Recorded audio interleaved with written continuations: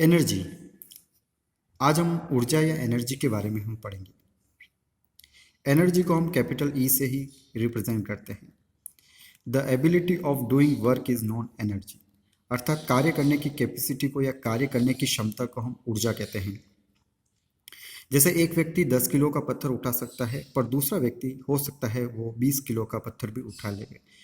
तो अलग अलग व्यक्ति की अलग अलग कैपेसिटी है कार्य करने की। यहाँ पर एनर्जी और वर्क एक दूसरे को इक्वल बताया गया है। एनर्जी का मात्रक होता है जूल, डायमेंशनल फॉर्मूला होता है m1L2T-2। ऊर्जा क्या होती है? कार्य करने की क्षमता को हम ऊर्जा कहते हैं और इसका मात्रक जो होता है वो जूल होता है। इसका विमीय सूत्र होता है m1L2T-2 और हमें पता है ऊर्जा और वर्क एक दूसरे के इक्वल होते हैं। एनर्जी कई प्रकार की होती है, जैसे काइनेटिक एनर्जी जिसको हिंदी में हम गतिज ऊर्जा बोलते हैं, पोटेंशियल एनर्जी स्थितिज ऊर्जा, mechanical energy, chemical energy, solar energy. इस तरह से कई तरह की एनर्जीज होती है। तो हम वन बाय वन एनर्जी को हम पढ़ेंगे। सबसे पहले हम पढ़ रहे हैं काइनेटिक एनर्जी, जिसको हिंदी में हम गतिज ऊर्जा बोलते हैं। Any moving object has energy that is non kinetic energy.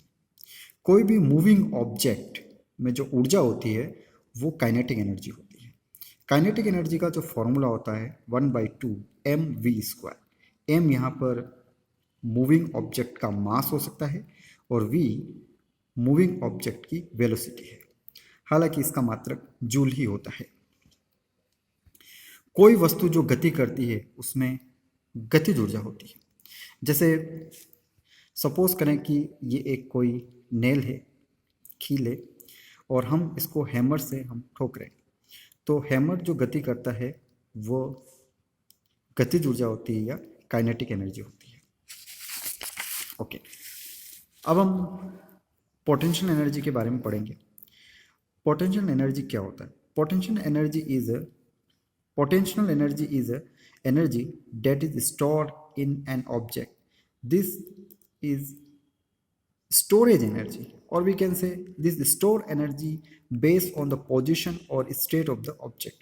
तो पोटेंशियल एनर्जी जो होती है वो किसी वस्तु में स्टोरेज के रूप में एनर्जी होती है। ठीक है, किसी वस्तु में स्थिर अवस्था में ऊर्जा को ही स्थितिज ऊर्जा कहते हैं। जैसे कोई पत्थर रखा हुआ है, जमीन पर रखा हुआ है, तो उसमें कौन सी ऊर्जा होगी? उसमें पोटेंशियल एनर्जी या स्थितिज ऊर्जा होगी। लेकिन पत्थर को आगे अगर वो रोटेट करता है, लुढ़कता है, तो उसमें कौन सी एनर्जी आ जाएगी? काइनेटिक एनर्जी आ जाएगी। पोटेंशियल एनर्जी का फॉर्मूला होता है U = mgh। What is M? Mass, g gravitational acceleration due to gravity हम बोलते हैं, गुरुत्वाकर्षण बोलते हैं, h हाइट है।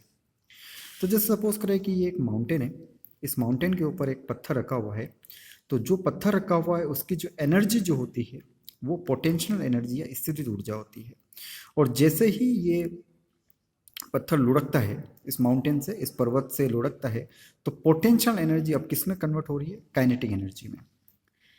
राइट। तीसरी तरह की एनर्जी है मैकेनिकल एनर्जी या यांत्रिक ऊर्जा। Mechanical energy is the sum of kinetic energy and potential energy. अर्थात मैकेनिकल एनर्जी का जो फॉर्मूला होगा, mechanical energy is equal to kinetic energy plus potential energy. Hindi में मैकेनिकल एनर्जी को हम यांत्रिक ऊर्जा बोलते हैं। गतिज ऊर्जा व स्थितिज ऊर्जा के योग को ही यांत्रिक ऊर्जा कहते हैं। तो ई मैकेनिकल इक्वल टू गतिज ऊर्जा प्लस स्थितिज ऊर्जा। देखिए, जैसे मैंने एक एग्जांपल बताया कि यहाँ पर पत्थर स्थिर अवस्था में रखा हुआ है माउंटेन के ऊपर, तो इसमें जो एनर्जी है वो कौन सी एनर्जी है? Potential energy. और जब ये पत्थर लुढ़कता है तो इसमें कौन सी एनर्जी हो जाएगी? काइनेटिक एनर्जी हो जाएगी।